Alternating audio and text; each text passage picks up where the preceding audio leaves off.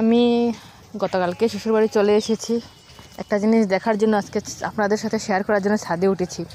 এই দেখুন, স্ট্রবেরি গাছে আমাদের স্ট্রবেরি ধরে নিয়েছে। এই দেখতে পাচ্ছেন নাকি জানি না, এই যে অনেকগুলি ধরেছে, খাওয়া হয়ে গেছে 3-4টা। দেখতে পেয়েছেন? এটা দেখানোর জন্য আপনাদের সাথে ওই ছাদে একটু যাই, গিয়ে দেখাই আপনাদেরকে। ছাদটা এখন খুবই পরিষ্কার, শিম গাছগুলি কেটে নেওয়া হয়েছে, এই জন্য ছাদটা খুবই পরিষ্কার। এই দেখুন, আমাদের আম গাছে আম ধরেছে। এই দেখুন, ছাদ থেকেই পারা যাবে এবার। এই দেখুন, আমগুলো এখান থেকে হাত দিয়ে ধরা যাচ্ছে, দেখতে পেরেছেন জানি। পুরোপুরি হাত দিয়েই পারা যাবে সবগুলি ছাদ থেকে।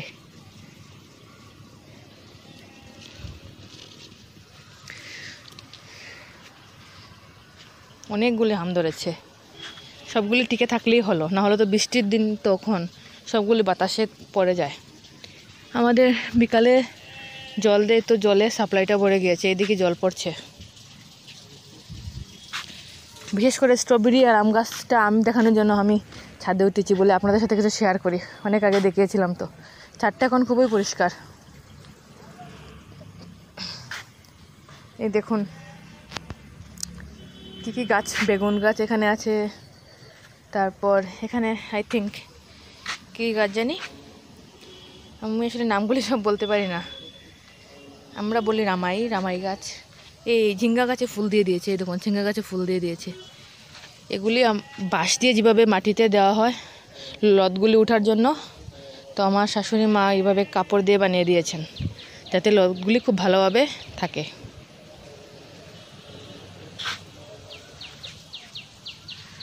এই দেখুন কি লম্বা লম্বা মরিচ ধরেছে মরিচ গাছে, দেখতে পাচ্ছেন কিনা জানি না। বাড়িতে এসে দেখি প্রায় অনেক ফল ফুটে গিয়েছে। খুব সুন্দর লাগছে না? আমার তো দেখতে ভালোই লাগছে। বিশেষ করে আমগুলি দেখতে দারুণ লাগে যখন হাতে ধরে ঝুলানো যায়।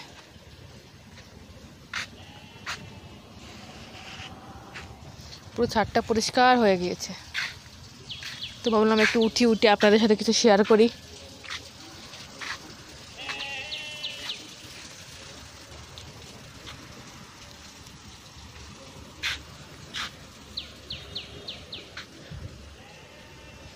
দেখি কালকে ভাবছি বড় আমটা যেটা দেখিয়েছিলাম আপনাদের সাথে, এটা কেটে খাওয়া যায় কিনা।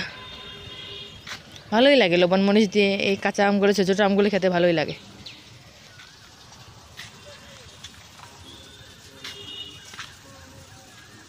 এই বেগুন গাছগুলি মরে গিয়েছে, এগুলি মরে গিয়েছে, কীরকম যেন হয়ে গিয়েছে, এগুলি মরে গিয়েছে। শুধু এই গাছটা খুব সুন্দরভাবে হয়েছে, এই যে এই গাছটা।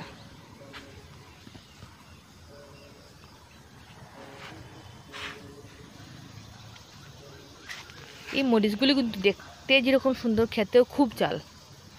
একটা ভাতের সাথে খেলে এনাফ, আর লাগবে না।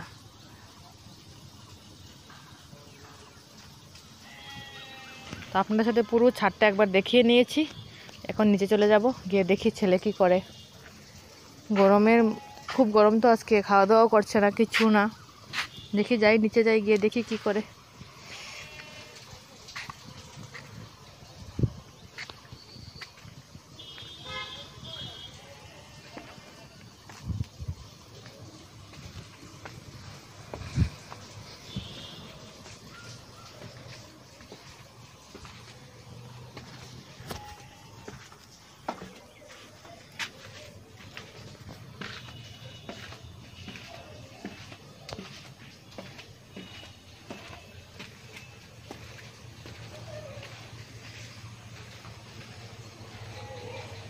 এই দেখুন, আমি তো এটা দেখিনি। এখানে আরেকটা স্ট্রবেরি গাছ, অন্ধকারের জন্য দেখা যাচ্ছে না, তো দাঁড়ান আমি লাইটটা দিয়ে দিয়েছি।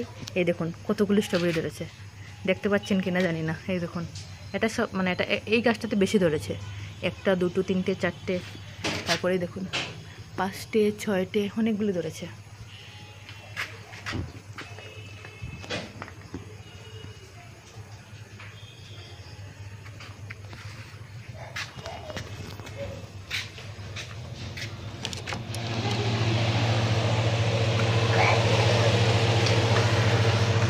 দিদি সাপ্লাই পড়ছে।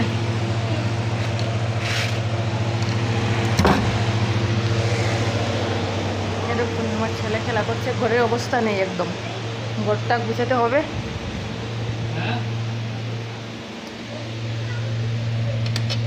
এখন অন্ধকারই হয়ে গেছে, প্রায় 5টা বেজে গিয়েছে।